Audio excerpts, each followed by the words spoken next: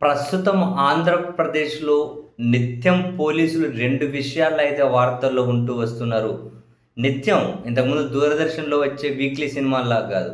ఇప్పుడు డైలీ సీరియల్లొస్తున్నాయి గదా! సో, పోలీసులు కూడా డైలీ సీరియల్ లాగానే 2 ప్రధానమైన అంశాల వార్తల్లో ఉంటూ వస్తున్నారు. ఒకటి చట్టాలను, నిబంధనలను ఉల్లంఘించుకుంటూ, అక్రమంగా అరెస్టులు చేసుకుంటూ, పూర్తిగా రాజకీయ పార్టీ కార్యకర్తలాగా పనిచేస్తున్నారు అన్న దాంట్లో బిజీగా కనిపిస్తూ ఉన్నారు.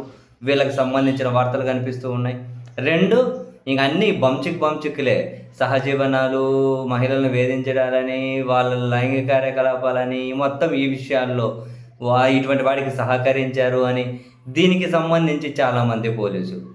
ఇప్పుడు మళ్ళీ తాజాగా మరో సీఐ వీడియోలైతే ఇంక మీకెక్కడ చూపెడదు గానీ, ఫుల్లుగా సోషల్ మీడియాలో మామూలుగా చక్కర్లు కొట్టట్లేదు.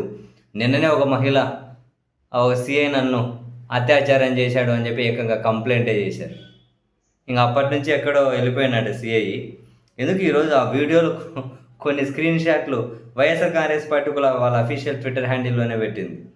పల్నాడులో ఒక్కొక్కటిగా వెలుగులోకి వస్తున్న సీఐ చిన్నమల్లయ్య అరాచకాలు, రెడ్ బుక్ రాజ్యాంగం అండతో వినుకొండ, పల్నాడులో 2.5 ఏళ్లుగా మల్లయ్య అరాచకాలు, 2 రోజుల క్రితం ఓ మహిళపై అత్యాచారం చేసిన మల్లయ్య బాధితురాలు ఫిర్యాదుతో పరార్. గతంలో చాలామంది మహిళలను ఈ విధంగానే చేశారు అని విమర్శలు, ఆరోపణలు. మరి ఇదేనా పోలీసింగ్ అంటే?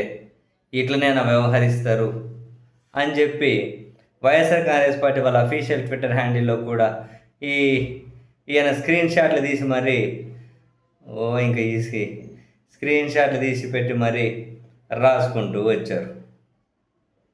గతంలో చాలామంది మహిళలు ఇలా బెదిరించి మళ్ళీ అత్యాచారం చేశారు. టీడీపీ నేతల అండలతో చలామణి.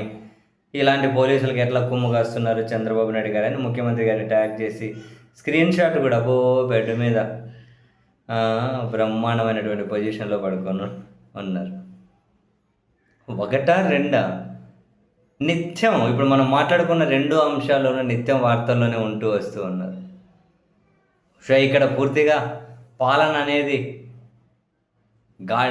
అసలు ఒక సిస్టమ్ లాగా పనిచేయడం లేదు కాబట్టి ఇటువంటి వాళ్ళందరూ నెట్టుకొని వచ్చేస్తున్నారు రాజకీయ మద్దతుతోటి. ఎన్ని ఉల్లంఘనలకు పాల్పడినా, ఇటువంటి వ్యవహారాలు ఎన్ని చేసుకున్నా, ఎక్కడో దగ్గర ఉన్నతాధికారులు సిన్సియర్గా, సీరియస్గా కనిపిస్తున్న చోటేమో పోలీసుల మీద చర్యలు కనిపిస్తూ ఉన్నాయి. మిగిలిన చోట్ల అటువంటివి కూడా కనిపిస్తలేవు.